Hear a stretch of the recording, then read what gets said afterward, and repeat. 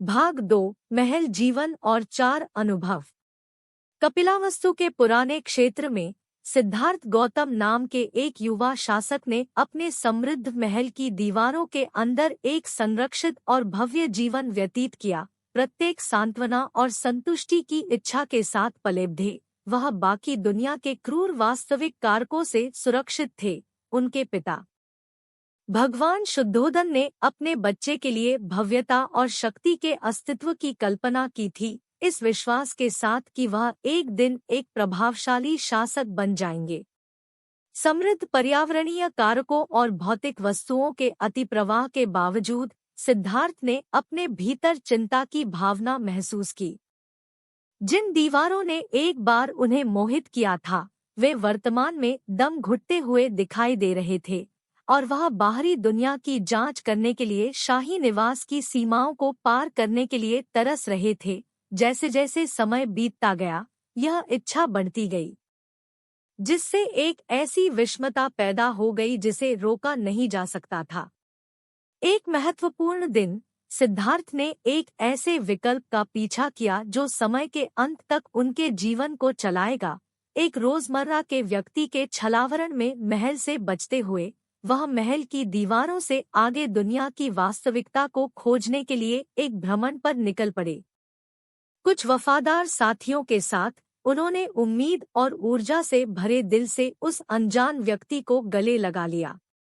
जैसे ही वे कस्बों और कस्बों से गुजरते थे, सिद्धार्थ ने जीवन के उन अक्षम्य वास्तविक कारकों को देखा जिनसे उन्हें बचाया गया था। उन्होंने वृद्ध व्यक्तियों को मामूलीपन से जूझते हुए, जरूरतमंद परिवारों को भोजन मांगते हुए और कमजोर लोगों को अपनी पीड़ा से राहत पाने के लिए तरसते हुए देखा। उनके फिजूल खर्ची भरे जीवन और आम नागरिकों की दुर्दशा के बीच के विशिष्ट अंतर ने उनकी भावना पर महत्वपूर्ण प्रभाव डाला।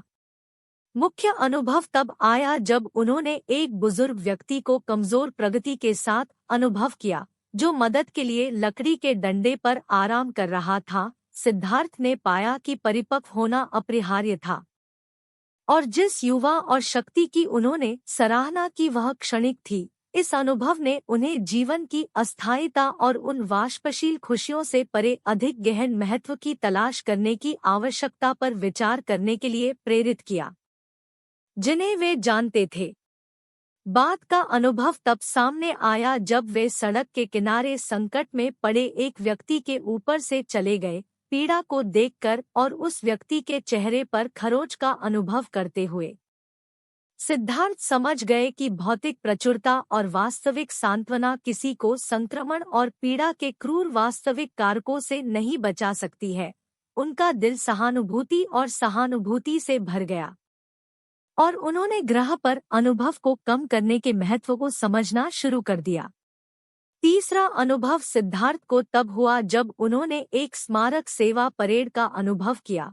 दुखी शोकाकुल लोग एक बाई आत्मा को अलविदा कह रहे थे, और मृत्यु की निश्चितता की स्वीकृति ने उन्हें बुरी तरह प्रभावित किया। महल का अनंतता का धोखा टूट गया, और उसे एहसास हुआ कि वह सद्भाव की भावना की खोज करने के लिए जीवन के पैटर्न और गुजरने के बारे में जवाब खोजने की उम्मीद करता है। चौथा और अंतिम अनुभव तब आया जब सिद्धार्थ ने एक भटकते हुए व्यभिचारी पुजारी को देखा, जिसने सामान्य वस्तुओं से इनकार किया था और गहरा सत्य की तलाश करना चाहता था। पुजारी के शांत चेहरे और संतुष्टि की गुणवत्ता का शासक पर स्थायी प्रभाव पड़ा। वे समझ गए थे कि वास्तविक आनंद और संतुष्टि भौतिक वस्तुओं के मन के उस ढांचे में नहीं बल्कि आंतरिक अंतर्दृष्टि और उन्नति का पीछा करने में पाई जाती है। इन 4 महत्वपूर्ण मुठभेड़ों ने सिद्धार्थ को एक और यात्रा पर जाने के लिए प्रेरित किया, गहरी समझ और रोशनी के लिए एक मिशन। उन्होंने महल के जीवन के सांत्वनाओं को छोड़ दिया और जीवन की सबसे गहरी पूछताछ के जवाब की तलाश में सादगी का अस्तित्व शुरू कर दिया। सिद्धार्थ को इस बात का अंदाजा नहीं था कि उनकी प्रक्रिया अंततः उन्हें गौतम बुद्ध के रूप में विकसित करने के लिए प्रेरित करेगी, जिनके सबक भविष्य में लंबे समय तक अंतहीन प्राणियों के अस्तित्व को बदल देंगे। उन्नति के लिए अपनी खोज में गौतम बुद्ध ने खुद को गहन चिंतन और पूरी तरह से संकीर्ण प्रथाओं में डुबो दिया। काफी लंबे समय तक वह एक स्थान से दूसरे स्थान पर भटकते रहे, प्रख्यात अलौकिक विशेषज्ञों से दिशा की तलाश करते रहे और असाधारण आत्मसंयम में भाग लेते रहे। इसके बावजूद, उनके दृढ़ प्रयासों के बावजूद, वे जिन प्रतिक्रियाओं की तलाश कर रहे थे, वे मुश्किल बनी रहीं। किसी समय जब वे भारत के बोधगया में बोधि वृक्ष के नीचे बैठे थे, तो गौतम ने एक महत्वपूर्ण विकल्प चुना। उन्होंने उन्नति को पूरा करने तक चिंतन करने की योजना बनाई और वादा किया कि जब तक वे दुख के विचार और स्वतंत्रता के मार्ग को नहीं समझ लेते, तब तक वे अपने आसन से नहीं चढ़ेंगे। बोधि वृक्ष की रक्षात्मक छाया में वह अपनी आशंकाओं, इच्छाओं और संपर्कों को दरकिनार करते हुए अपनी जागरूकता के द्वार खोलता है। मारा, प्रलोभन और धोखे का उदाहरण उसे अपनी यात्रा से भटकाने के लिए लुभाता था, उसे लुभाने वाले सपनों और सवालों से रोकता था। फिर भी गौतम अपने रास्ते में आकर्षण और सुर्खियों का विरोध करने के लिए एकजुटता लाते हुए अथक रहे।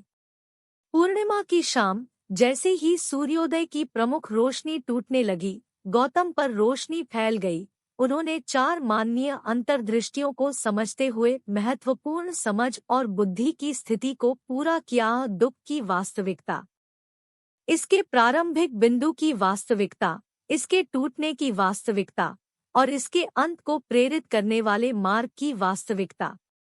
इस नई खोजी गई जानकारी के साथ गौतम बुद्ध में बदल गए थे, जो उत्तेजित थे। उन्होंने दोहक से ऊपर उठने और निर्वाण को पूरा करने का रास्ता खोल दिया था। अपनी स्वीकृति के महत्व से अभिभूत होकर वह शांत परीक्षा में बैठ गए, उन्नति के आनंद में आनंदित थे। जैसे ही सूरज उगता है, बुद्ध की नाजुक किरणों के बारे में अस्पष्ट महसूस करने का कारण प्रदान करता है। उन्होंने हर जीवित प्राणी के लिए सहानुभूति और प्रेम की एक मंचौका देने वाली भावना महसूस की। उन्होंने समझ लिया कि उनकी रोशनी उनकी अपनी स्वतंत्रता के साथ साथ दोहक के पैटर्न में फंसे सभी जागरूक प्राणियों का समर्थन करने के लिए थी। अंतिम सहानुभूति से भरे दिल के साथ बुद्ध ने दुनिया को अपने सबक सिखाने के मिशन पर प्रस्थान किया। उन्होंने चारों ओर चक्कर लगाए और शासकों, शिपर्स बनाम शोधकर्ताओं को धर्म व सर्वविदित तथ्य जो उन्होंने पाया था दिया। उनके सबक नैतिक गुणवत्ता, चतुराई और सहानुभूति के विकास के महत्व पर आधारित थे। उन्होंने निर्देश दिया कि अनुभव करने का मुख्य चालक उपेक्षा और इच्छाओं के साथ संबंध में निहित है। इन बाधाओं को हराकर कोई भी स्वतंत्रता प्राप्त कर सकता है और सद्भाव और आनंद की सच्ची भावना की खोज कर सकता है। बुद्ध के सबक तेजी से फैलते गए, लाखों लोगों के दिलों को छूते हुए और सीमाओं और समाजों से ऊपर उठते हुए। जैसे जैसे उनकी सहानुभूति और देखभाल का संदेश अधिकांश लोगों तक पहुंचा, विभिन्न पृष्ठभूमि के व्यक्तियों ने उनकी अंतर्दृष्टि में आराम और प्रेरणा का पता लगाया। बुद्ध के अस्तित्व के उदाहरण उन लोगों के लिए एक उत्साहजनक संकेत बन गए जो उपस्थिति की पेचीदगियों का पता लगाने की कोशिश कर रहे थे। वे व्यक्तियों की सबसे गहरी लालसाओं और लड़ाइयों से गुंजायमान थे, जो नियमित दैनिक अस्तित्व के संघर्ष के बीच आंतरिक सद्भाव का मार्ग प्रदान करते थे। उसके बाद के वर्षों में बुद्ध की महत्वपूर्ण विरासत दृढ़ रही, प्रतिबद्ध भक्तों द्वारा सदियों तक चली। उनके सबक ने न केवल अंतिम समर्थकों को उन्नति के मार्ग पर आगे बढ़ने के लिए प्रेरित किया, बल्कि सहानुभूति, लचीलापन और समझ से सीमित एक स्थानीय क्षेत्र को भी विकसित किया। वास्तव में वर्तमान समय में भी गौतम बुद्ध की प्रज्वलित अंतर्दृष्टि जीवन से संपर्क करती रहती है, जिससे मानव जाति को पीड़ा की व्यापकता और माइंडफुलनेस और सहानुभूतिपूर्ण गतिविधि के माध्यम से स्वतंत्रता की क्षमता को याद रखने में मदद मिलती है। इस तरह बुद्ध की महल की भव्यता से लेकर चरम सत्य की स्वीकृति तक की यात्रा की कहानी विकास, सहानुभूति और महानता के संबंध में मानवीय सीमा के प्रदर्शन के माध्यम से एक दृढ़ता बनी हुई है। यह दुनिया भर के लोगों के साथ प्रतिध्वनित होता रहता है, उन्हें निर्देश देता है कि रोशनी का तरीका केवल एक सत्यापन योग्य रिकॉर्ड नहीं है, बल्कि पूरे जीवन में कारण और महत्व को ट्रैक करने के लिए एक महत्वपूर्ण मैनुअल है। इस प्रकार गौतम बुद्ध की परंपरा जीवित है, जो पूर्णिमा की तरह शानदार ढंग से चमकती है, जिसने उनकी रोशनी की शाम को उनके रास्ते को रोशन किया। कहानी का पाठा वास्तविक संतुष्टि का मार्ग सामान्य लालसाओं से ऊपर उठने, सहानुभूति विकसित करने और सुलह और उन्नति की भावना की खोज करने के लिए चतुराई की तलाश करने में निहित है।